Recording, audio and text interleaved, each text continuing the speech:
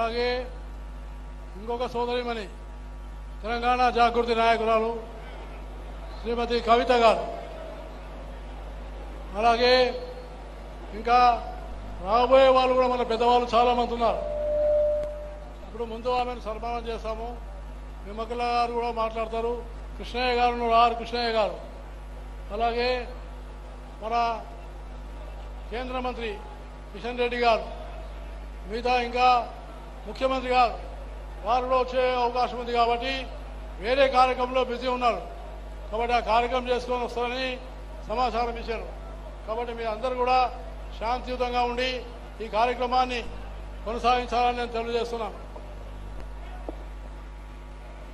ఇప్పుడు కవిత గారిని మా అలేబలే కమిటీ ఫౌండర్, అదే రకంగా మా చైర్మన్ గారు అయినటువంటి శ్రీమతి విజయలక్ష్మి గారు మేడం కవిత గారిని సన్మానిస్తున్నారు. అట్నే కవిత గారు కూడా దత్తాత్రేయ గారిని సన్మానిస్తున్నారు. ఈ అలేబలే కార్యక్రమంలో వారిని వారు సన్మానిస్తున్నారు. ఇప్పుడు మా విమలక్క గారు మనను ఉద్దేశించి మాట్లాడవలసిందిగా కోరుతున్నారు. విమలక్క గారు జాగివ్వండి అమ్మా, కొద్ది రాజేంద్ర జరగండి, పక్కా జరగండి. విమలక్క గారు, విమలక్క రండి, దామ్మా పర్లే రండి బాబు, క్లియర్ గా మా జరగండి కొద్దిగా. బ్రదర్ స్పీకర్స్ మాట్లాడాలి కొద్దిగా, మీరు జరుగుతుంది అవుతుంది, కలవండి. మరి